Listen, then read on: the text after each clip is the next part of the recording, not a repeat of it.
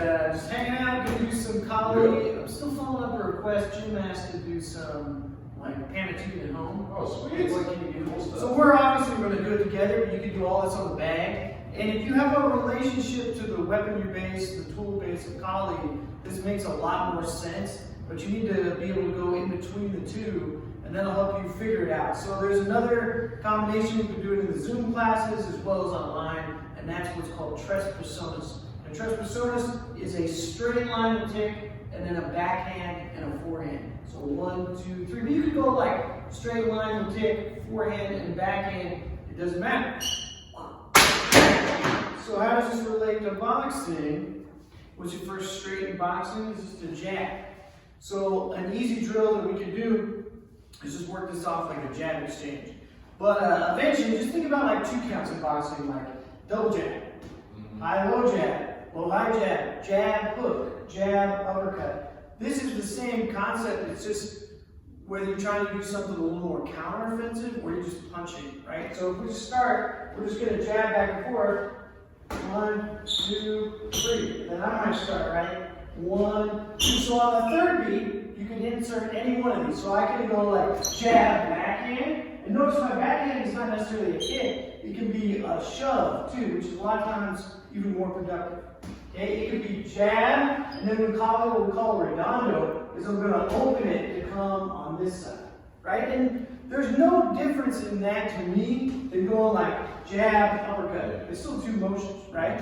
Then you can look at like jab, hook as another version of the forehand, because like if you give me the jab, look at how I'm defending here. Most people will kind of have this pillar, no clap, cover guard. So they'll catch with the rear hand, textbook boxing. Yep. So like if Eric goes jab, hook, he might hook my limb instead of my head. So you just go jab, hook, and go to the arm. Oh, that's not. Yeah, that's it. Yeah. And you don't even have to be that accurate. So a lot of times, what I'll do instead of trying to punch the arm, which is a good tactic, is just to clear it out of the way. Yeah. And you can just use your forearm to do that. Yes. And so you just take those same 3 lines. So you have a jab and a backhand, a jab and a hook, a jab and a redondo, which is kind of a rolling forehand. Okay? And the reason you do the redondo is like sometimes he's going to do different covers, like maybe parry it. Yeah, see, now, actually, let's do this one. Right here? Yeah, see, you get your guard up. There's nothing for me to hook over here anymore because he didn't do the catch block and his left hand is super tight to his face. But if he parries it, now I can come over on the other side and try to create a barrier that way. So you can do these as hits too, and especially like pocket tools, they work out that way. You can hit the guard, like who's the guy? Jack Dempsey. He was a big fan of hitting the limbs to get people out of the way. And who's I watching? Lomachenko did that in his last fight. He did a jab and then shifted the thumb over here like this, just to clear it. So you want to be more line oriented than like I have to do a jab and my hook always has to be this one thing. No, my hook can actually be a grab and a shove. My hook can clear the limb. Oh, there's an opening. My hook can try to hit to the head, but it's still coming out of that same thing. Jab, backhand, forehand. Jab, forehand, backhand. Not that you can get all 3 off at once, but it's like a dexterity exercise. So what we can do is we'll go 2 for 2 now. So he's going to jab and then find one of those attachment points. So you can go forehand, that's it, yep. And then I'm going to go. I'm just going to leave it to 1. So I jab backhand, that's it. And then he's going to go jab and whatever it is. Jab backhand. Jab and redondo, that's it. Redondo. You ever done this like a circle? This way? Yeah. Touch. Yeah. I got you. Yeah, so think about like basic moves, like people just try to grab the neck. It's the same circular motion, but I'm just trying to come over to the arm or the hand, or wherever it's at. Yeah, it doesn't matter which hand it is. Yeah, so think about the pocket tool. And this could be like knife tube, flashlight, water bottle, whatever we have. See, the jab is still the straight line.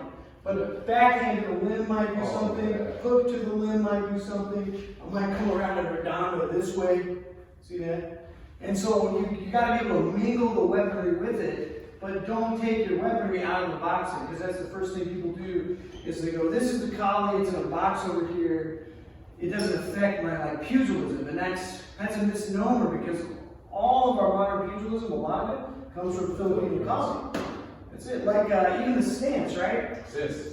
Yeah. People, a lot of times when this first came out, this no clap, center line guard, people called it Mexican style. Because if you remember back in the day, people were doing like this. The sword and buckler. Yeah, the sword and buckler idea. This came out in knife fighting. Because if you held two knives, you couldn't go like that. And because the Filipinos were people of color, All thought they we thought they were Mexican. So when they were immigrating into the country, they'd be like, plus they had Spanish names already. So they got, they got to be from Mexico. So just take those ideas, break it down with the stick, with tick, backhand, forehand, with tick, forehand, backhand, and then do it with the boxing. You don't even have to do all three, but even if I'm on the heavy bag, I think I put a video up of covered hit last week, I still do the same thing. Jab and backhand as a shove, jab and backhand as a hit, jab and hook as a punch, and jab and shove as a forehand. And then you can break it down pretty easy. Cool. Yeah, no, it's great stuff. He's very, very good at that. Yeah, it's just really, really fun to disrupt people, and sometimes you cross this gray area depending on, like in MMA, this is totally legal. Sometimes in boxing, they'll call you for holding, you don't know how to do it. It depends on the ref that you have, how much push and pull they're going to allow. If you're just staying there. Yeah, if you're just staying there, you're going to break you up. But if you're just using it to hit for temporary, moments of holding, I think it's good. I think so too. Yeah. Cool. Great stuff.